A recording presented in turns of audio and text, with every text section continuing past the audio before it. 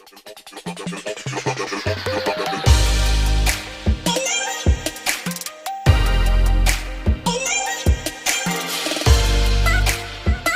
देना। Today I will discuss about carbohydrate. Carbohydrate जो है हमारा कार्बन प्लस हाइड्रेट, मतलब जो कार्बोहाइड्रेट होता है उसमें कार्बन भी प्रेजेंट होता है, वाटर कार्बन और वाटर से मिलकर हमारा क्या है कार्बोहाइड्रेट बनता है। Carbohydrate are organic compound with general formula CnH2O का होल एन। कार्बोहाइड्रेट जो है ऑर्गेनिक कंपाउंड है। कार्बोहाइड्रेट ऑर्गेनिक कंपाउंड क्यों है? क्योंकि इसमें क्या है कार्बन प्रेजेंट है। उसका जो जनरल फार्मूला होता है या सामान्य फार्मूला होता है वो है CnH2O का होल एन।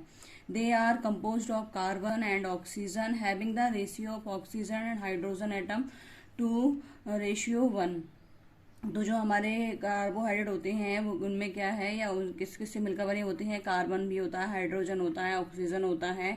और जो हमारा ऑक्सीजन और जो हाइड्रोजन है वो जो है 2:1 के रूप में रहता है।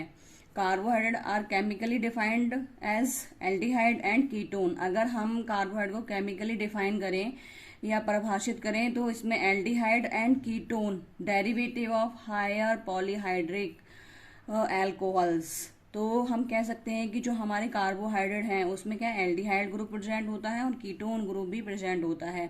और ये सारे के सारे क्या है हायर पॉलीहाइड्रिक, मतलब पॉलीहाइड्रिक से मतलब है जो हमारा एल्कोहल का जो ग्रुप होगा मोर देन 1, मतलब एक से ज्यादा क्या है OH ग्रुप होंगे, उसको हम पॉलीहाइड्रिक बोलते हैं या पॉलीहाइड्रिक एल्कोहल कहते हैं। Carbohydrate contain 3 functional group, alcohol hydroxyl group जिसे हम OH बोलते हैं, एल्डिहाइड ग्रुप CHO और कीटोन ग्रुप CO। क्लासिफिकेशन की बात करें हम, क्लासिफिकेशन ऑफ कार्बोहाइड्रेट, तो the carbohydrate can be divided 3 base mention below. Carbohydrate जो है on the basis of complexity, on the basis of reactivity, on the basis of functional group. तो जो हमारा कार्बोहाइड्रेट है उसे हमने 3 तरीके से क्लासीफाई किया है। जैसे कॉम्प्लेक्सिटी की अगर हम बात करें तो जो हमारा कार्बोहाइड्रेट है वो मोनोसैकेराइड, ओलिगोसैकेराइड और पॉलीसैकेराइड। मोनोसैकेराइड में जो है एग्जाम्पल है ग्लूकोज। मोनो का मतलब होता है 1 और सैकेराइड का मतलब होता है शुगर। जिसमें क्या है शुगर का 1 मॉलिक्यूल होता है उसे हम मोनोसैकेराइड बोलते हैं, जो कि हमारा ग्लूकोज है। दूसरा है हमारा ओलिगोसैकेराइड। इसमें क्या है शुगर के जो मॉलिक्यूल हैं 1 से ज्यादा होते हैं, इसलिए हम इसको क्या है ओलिगोसैकेराइड बोलते हैं। जैसे हमारा डाइसैकेराइड हुआ या ट्राइसैकेराइड हुआ।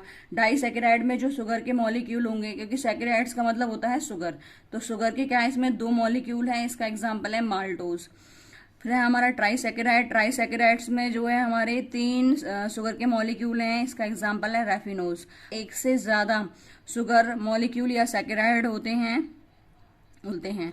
एग्जाम्पल में स्टार्च और ग्लूकोज। अब हम बात करते हैं on the basis of reactivity की। जो हमारे कार्बोहाइड्रेट हैं वो रिएक्शन के आधार पर 2 तरीके के हैं, नॉन रिड्यूसिंग शुगर और reducing sugar. Non reducing sugar का मतलब है जो शुगर रिड्यूस होंगे वो हमारे रिड्यूसिंग शुगर में आएंगे और जो नहीं होंगे वो हमारा नॉन रिड्यूसिंग शुगर के अंदर आएंगे या सैकेराइड के अंदर आएंगे। On the basis of functional group तो एल्डोज और हमारे कीटोज हैं। बेसिस ऑफ कॉम्प्लेक्सिटी जैसे मैं बता चुकी हूँ, लेकिन क्या है थोड़ा सा ब्रॉड में बताना है। मोनोसैकेराइड में जैसे हमारा सिंपल शुगर और सिंपल कार्बोहाइड्रेट है। These are single unit carbohydrate that can not be hydrolyse further. ये जो होते हैं सिंगल यूनिट का मतलब है इसमें क्या है 1 यूनिट होती है कार्बोहाइड्रेट की, और ये जो है हाइड्रोलाइज नहीं होते हैं दोबारा। जैसे कि आपका ग्लूकोज है और फ्रक्टोज है। ग्लूकोज का जो फॉर्मूला है हमारा C6H12O6 है, प्लस अगर हम इसकी हाइड्रोलाइज का मतलब होता है कि वाटर से रिएक्शन कराना। जब हम इसकी H2S से रिएक्शन कराते हैं तो जो है H प्लस हमारा हाइड्रोजन आयन निकल जाता है और नो रिएक्शन, क्योंकि इसमें क्या है शुगर का 1 मॉलिक्यूल है, तो 1 मॉलिक्यूल जो है दोबारा से रिड्यूस नहीं हो सकता है या फिर हाइड्रोलाइज नहीं हो सकता। ओलिगोसैकेराइड की अगर हम बात करें, these are made up of 210 unit of monosaccharide. ये जो होते हैं 2 से 10 मोनोसैकेराइड की यूनिट होती हैं या सिंपल शुगर की यूनिट होती हैं। फिर है हमारा disaccharide. These are oligosaccharide consist of 2 monosaccharide unit. अब सीधी सी बात यह है कि जो हमारा डाइसैकेराइड है तो इसमें क्या है डाई लिखा है तो 2 मोनोसैकेराइड यूनिट यानी 2 मोनो शुगर होंगे। एग्जाम्पल की बात करें तो सुक्रोज है जिसमें C12, S22 और O11 on hydrolyses 1 molecule glucose and 1 molecule by fructose. अब सुक्रोज का जो फॉर्मूला है हम हाइड्रोलाइज करेंगे तो ये दो हमारे मॉलिक्यूल में या दो सैकेराइड में टूट जाएगा, ग्लूकोज और फ्रक्टोज।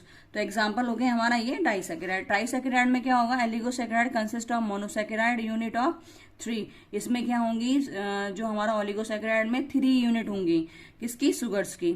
एग्जाम्पल की बात करें रैफिनोज, रैफिनोज क्या है, ट्राइसैकेराइड है and hydrolyse into 3 simple sugar. अब ये हाइड्रोलाइज होगा वाटर से, जब हम इसकी रिएक्शन कराएंगे तो शुगर्स देगा हमें। रैफिनोज का ये एग्जाम्पल है C20, H32 और O16। तो इसकी जब हम हाइड्रोलाइज कराते हैं तो ये हमें 3 मॉलिक्यूल देती है, ग्लूकोज, फ्रक्टोज और गैलेक्टोज। तो ये क्या है, हमारे ट्राइसैकेराइड का एग्जाम्पल हो गया, वाटर से रिएक्शन करेंगे हाइड्रोलाइज होंगे। पॉलीसैकेराइड क्या है, single molecule of a polysaccharide sugar is formed by polymerisation of more than 1 molecule और मोनोसैकेराइड।